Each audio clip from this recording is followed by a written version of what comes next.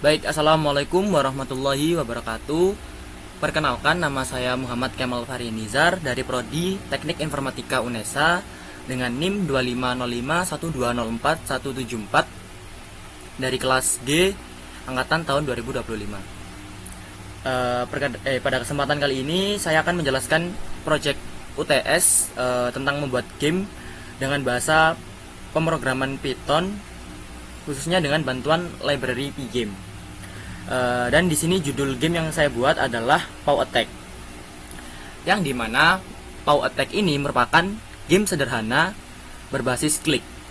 Pemain berperan sebagai seekor kucing yang harus memukul tikus yang nantinya akan muncul secara random atau acak di layar untuk mendapatkan skor, dan ada waktu tertentu, ada batas waktu tertentu gitu.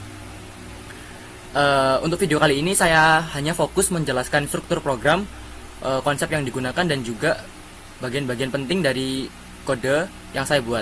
Untuk nanti video gameplay dari gamenya ada video tersendiri.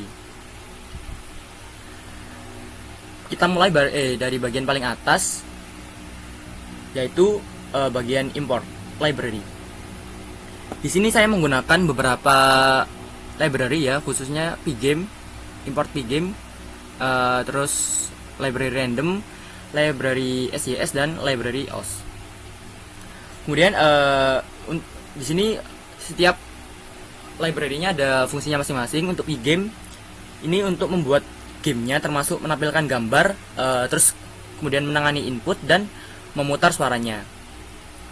Untuk import random ini nanti untuk memilih posisi kemunculan tikusnya secara acak, nanti ada di lubang gitu, dan itu tikusnya nanti muncul secara random. Terus library SJS ini digunakan untuk keluar dari program, dan juga yang terakhir ada library OS, ini untuk mengakses file seperti gambar dan audio dari folder project. Di sini masuk ke dalam sini,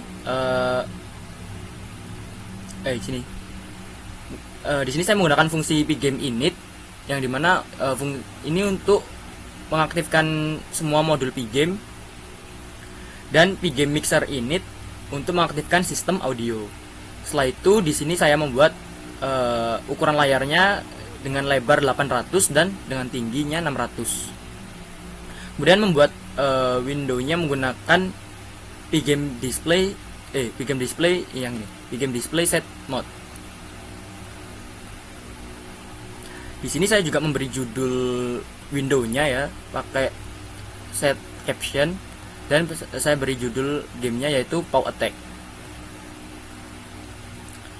Berikutnya bagian load asset. Dari semua ini load asset ini adalah fungsi untuk memuat berbagai gambar seperti background gambar kucing, terus gambar tikus, dan cakar menggunakan Pygame image.load.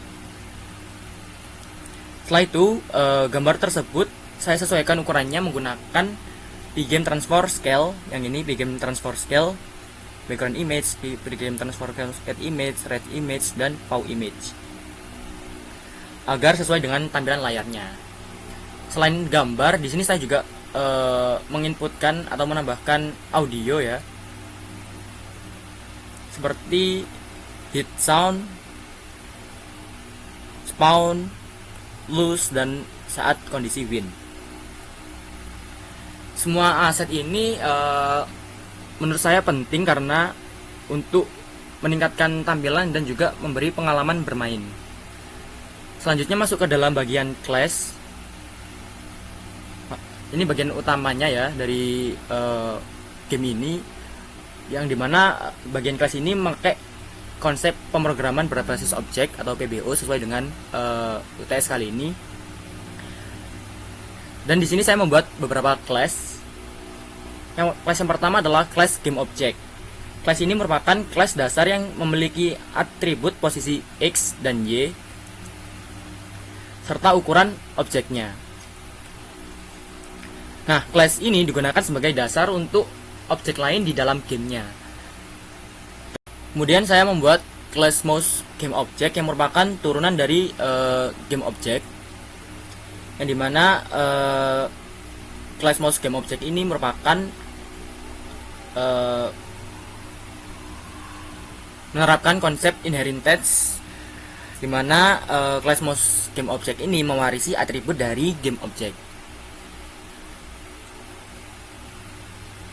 Class mouse ini digunakan untuk mempresentasikan tikus sebagai objek musuh di dalam gamenya, dan di dalam kelas ini terdapat atribut visible yang berfungsi untuk menentukan apakah tikusnya nanti sedang muncul atau tidak. Dan di sini the draw self ini untuk menampilkan tikus ke layar, serta metode isClick.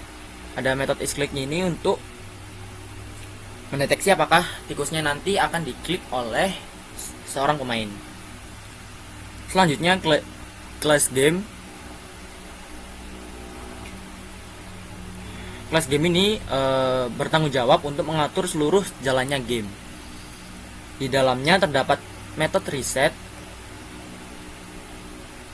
yang digunakan untuk mengatur ulang permainan seperti skor, waktu, dan juga posisi awalnya.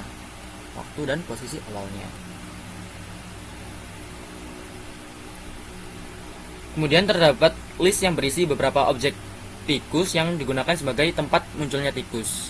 Yang ini.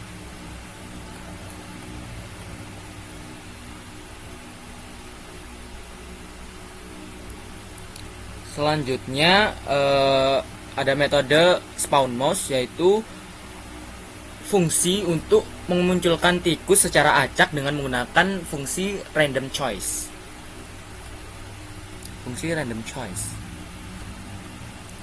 Nah, di sini saat tikusnya muncul, sound juga akan diputar untuk memberikan efek suara. Spawn sound.play. Selanjutnya metode update.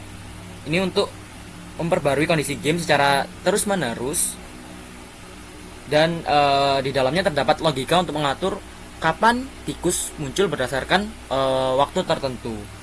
Selain itu, metode update ini juga digunakan untuk menghitung sisa waktu permainan dengan mengurangi waktu awal dengan waktu yang sedang berjalan. Yang ini.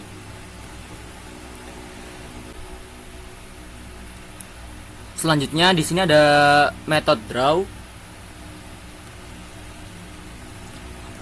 yang dimana fungsi metode draw ini adalah untuk menggambar seluruh elemen ke layar seperti background, tikus, kucing, skor, dan juga timer.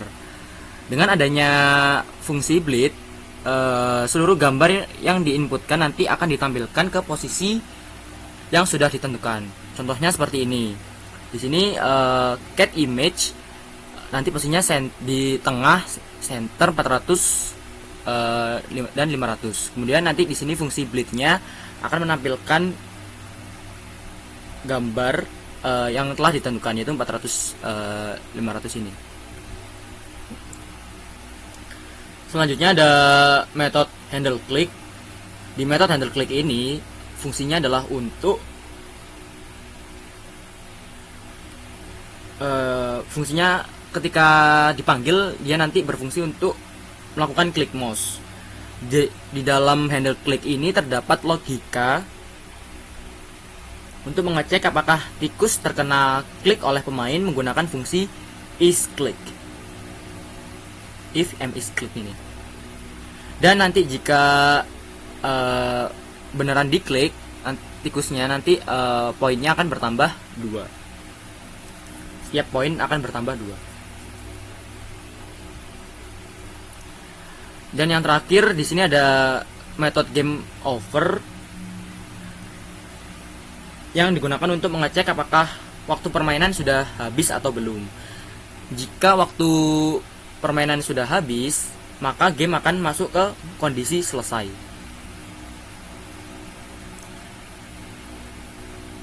Selanjutnya ada bagian game state.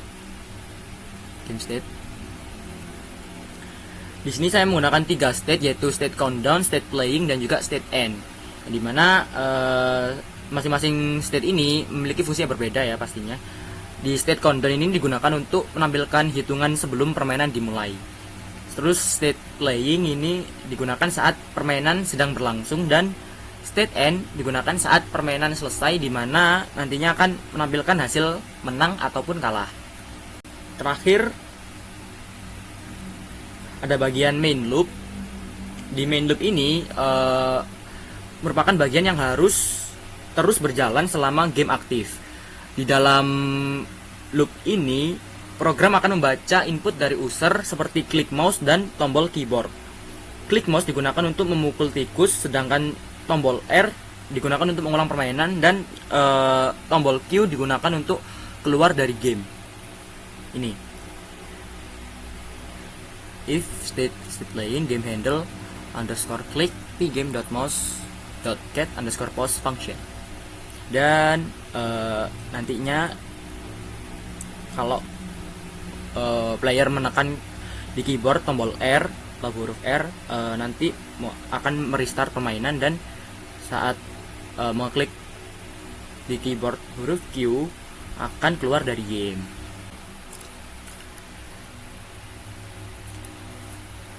Selain itu juga di dalam main loop ini juga terdapat logika untuk mengatur jalannya game berdasarkan state-nya masing-masing. Kayak ini contohnya ada if state countdown, if state playing, dan juga if state end. Di dalam saat dalam kondisi playing, maka gamenya nanti bakalan diupdate dan ditampilkan. Jika waktunya habis, maka game akan berpindah ke state end, dan akan menampilkan hasil permainannya, akan kalah atau akan menang. Jika di dalam state end-nya, maka akan ditampilkan juga pesan untuk restart atau keluar. Kayak ini, press R to restart and press Q to quit. Mungkin itu saja dari saya, kurang lebihnya mohon maaf apabila ada kesalahan.